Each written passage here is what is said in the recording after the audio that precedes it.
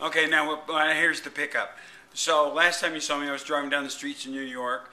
And that was the day I was out doing promotion for the movie that opens this weekend, Beautiful Boy. And then I had to go to Mexico, and I sat on a panel with the Secretary of Finance Cordero of Mexico, and all these really smart, intelligent people that know about platforms and internets, and I mean not internet, but platforms that they build on internets, and I was hosting a panel, and I figured, well, I'll be able to answer some, I'll listen to them and be able to pick some questions out from what they're talking about. I had no idea what the hell they were talking about. I couldn't even figure out what question to ask them.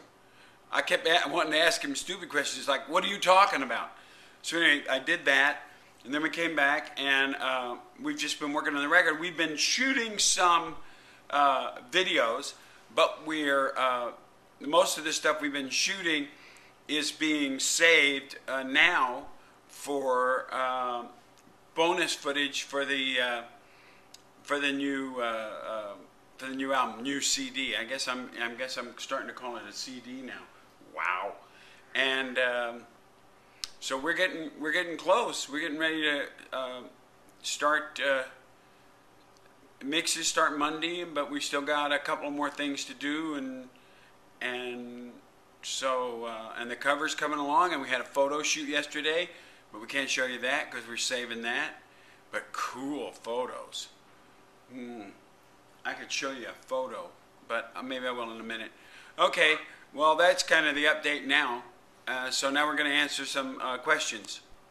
Okay, first question right here. It says, are you going to give your wonderful fans a sneak preview of the album cover? I'm not going to answer that question because I don't know. I'm going to leave it up to Sony. I can tell you this. For the people that bet that the album wouldn't be out worldwide in September, you won.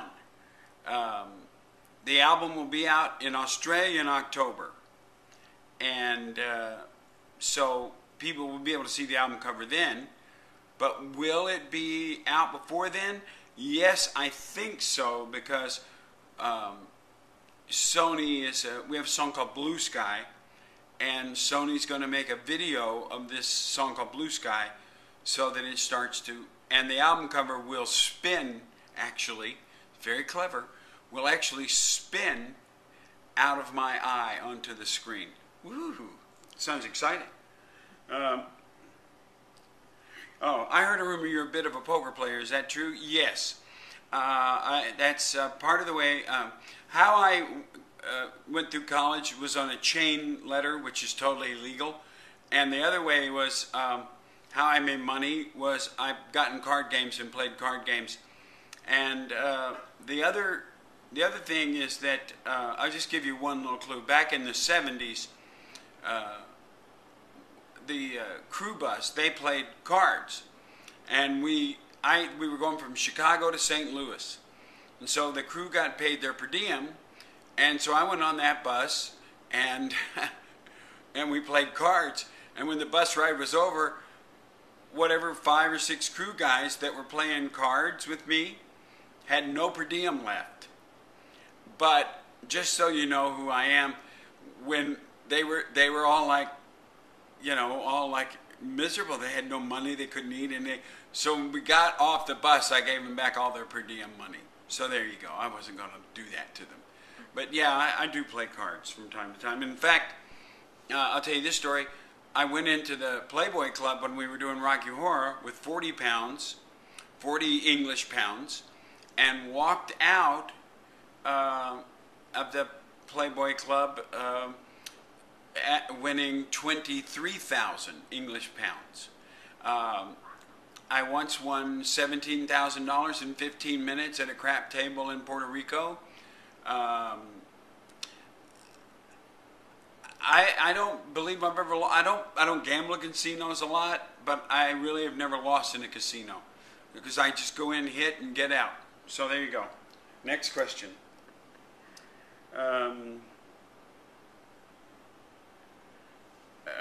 Is there a chance you'll be offering meet and greets again?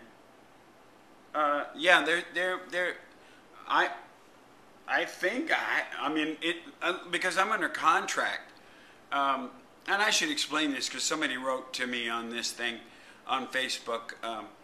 Why don't you, let 50 people in for free because we're such good fans and you don't have that? Because it's not up to me. I signed a contract with a company that does merchandising and does the whole thing. And part of the contract was the meet and greets, and they are in charge of them. Now, if I seriously think about this, I understand the point, but if I tried to do 80 people a night, because let me just go back, it's under contract, so yes, there should be meet and greets, and if there's not, it's not my fault, because that's the company letting down. Now let me answer the next part of this. There's no way that I could do 80 people a night, and if so, it's 50 people doesn't seem like a lot until you're trying to get ready to do a show, and trying to get ready to do a show, and if you've ever been to one of my meet and greets, and you had the 30 that's tacked on to the 50, that'd be 80. That would take me forever, and you wouldn't get a good show out of me. So I understand the lady who wrote on Facebook about, well, why don't you just have 50 people come into a show? But if I did it one show, then you got to do it every show, and it's not practical. And maybe there's some things we can work out later on, but 50 people, not a prayer. Okay. Okay, next question. Is there any chance we will have a sneak preview of one or two of the songs from Hell in the Handbasket this summer? No.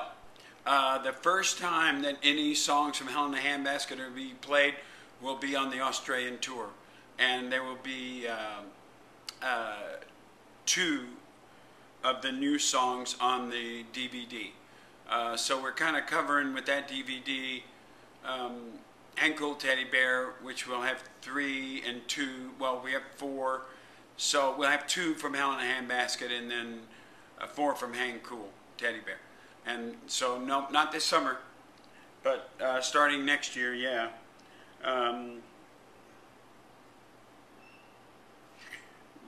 The question was, do you ever check out your fans on Facebook page? Of course I do, because I just read the thing about the woman who said, why don't you let 50 people in and have a meet and greet? Which she can realize is really not practical, because you can't have 50 people a night coming back there with 80 people. I mean, does your wife call you Meat, and does she ever go out on tour with you? No, my wife does not call me Meat, and she's the only person that doesn't. And if anybody else doesn't, they'll get their foot stomped on. And yes, she does come out on tour.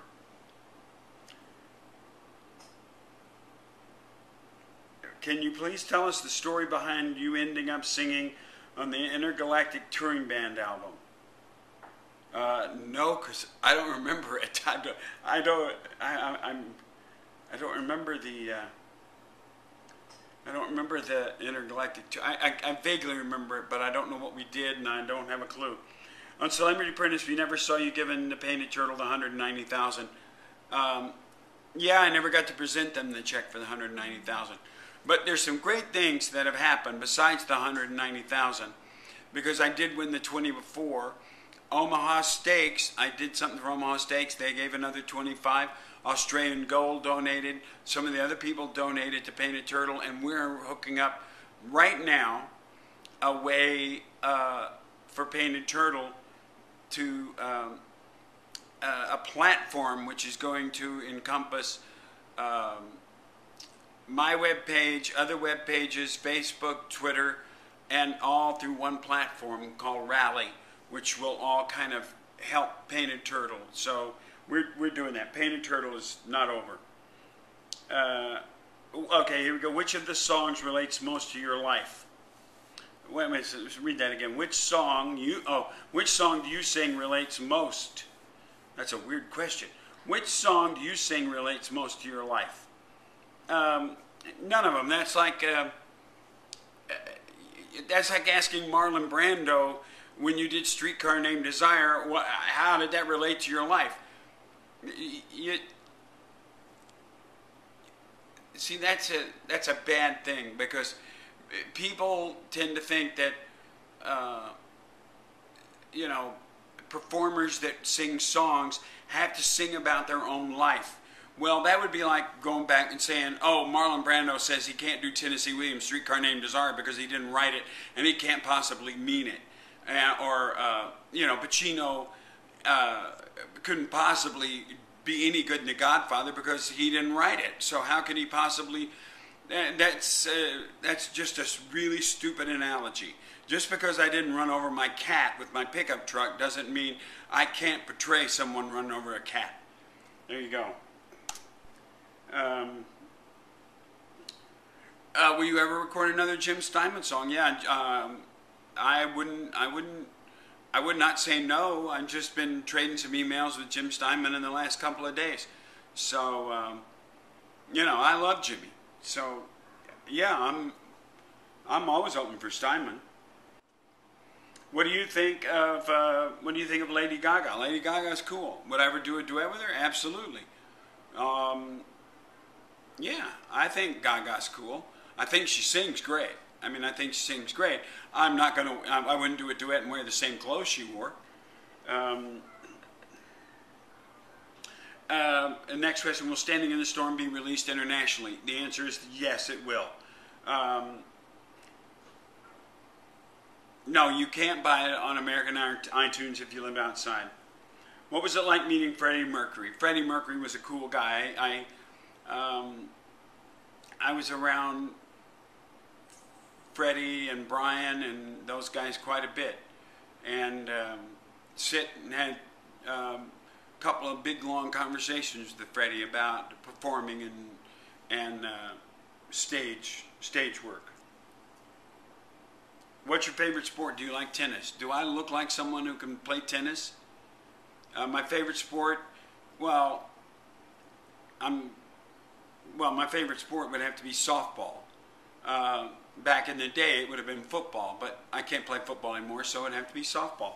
And so there's some questions for you today, and I'll get some more for you next week. But this kid's tired right now.